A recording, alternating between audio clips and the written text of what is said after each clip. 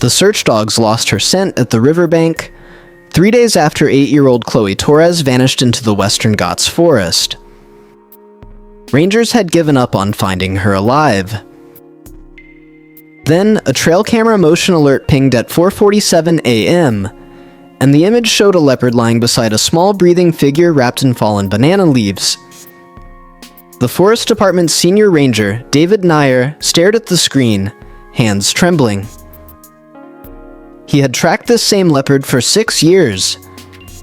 He had never once seen her stay still this long near a human.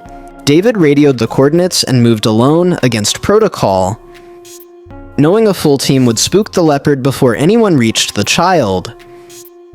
The camera was bolted to a fig tree above a dry stream bed, half a mile from where Chloe's family had last seen her near the tea plantation's edge.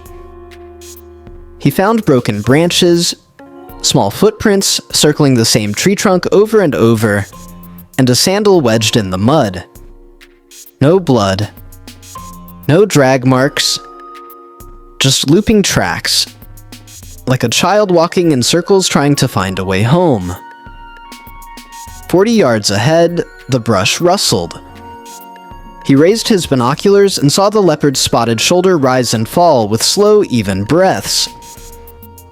And beneath her front leg, a small hand curled against fur. David had named this leopard Choti years ago after finding her as an orphaned cub near a tea estate, raising her through a rehabilitation program before her release at 18 months old. She had a notch in her left ear from a wire snare she'd survived as a juvenile, and she avoided humans completely. He hadn't gotten a clear sighting of her in over a year.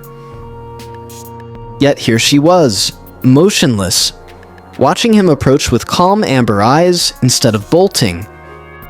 Chloe stirred, whimpering, and Choti's ear flicked toward the sound, not away from it.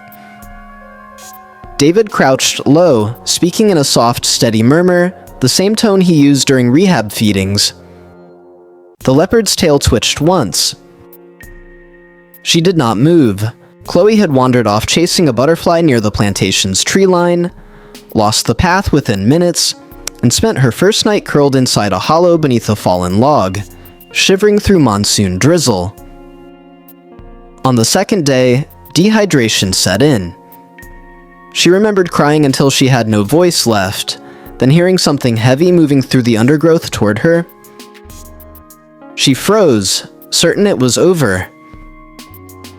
Instead, the leopard had settled a few feet away and stayed there through the night, her body heat radiating off thick fur. By the third morning, hunger had pushed Chloe to crawl toward the warmth without thinking, and the leopard hadn't flinched.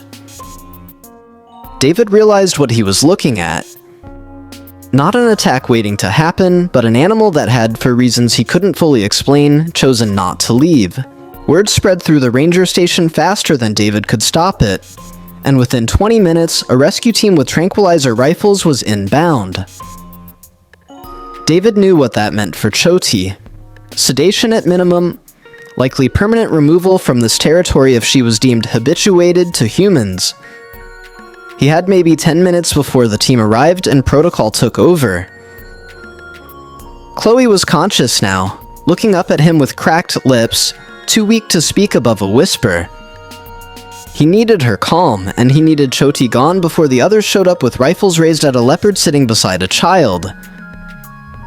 Every second he spent deciding cost him ground. David inched forward on his knees, keeping his profile low and his movements slow, and gently lifted Chloe into his arms. Choti rose to her feet at the disturbance, ears pinned, and for one breath David thought she might charge.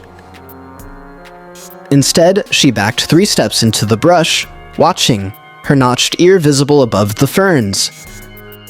Chloe twisted weakly toward the leopard and reached out one small hand. "She kept me warm," she rasped, the first words she'd spoken in 3 days. David heard the rescue team's vehicles approaching the access road below. He had 90 seconds to get Choti out of sight before they crested the ridge with rifles trained on the clearing. David made a choice that violated 3 separate protocols. He shouted at the approaching team to hold position, claiming a venomous snake sighting near the trailhead, buying 90 seconds for Choti to vanish into the tree line unseen. By the time the medical team reached them, only David and Chloe remained in the clearing, and his report listed her location simply as near a fallen log, sheltered from rain.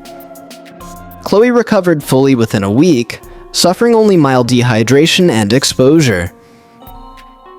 Months later, a trail camera caught Choti again, healthy, wild, and alone, exactly where a leopard belonged.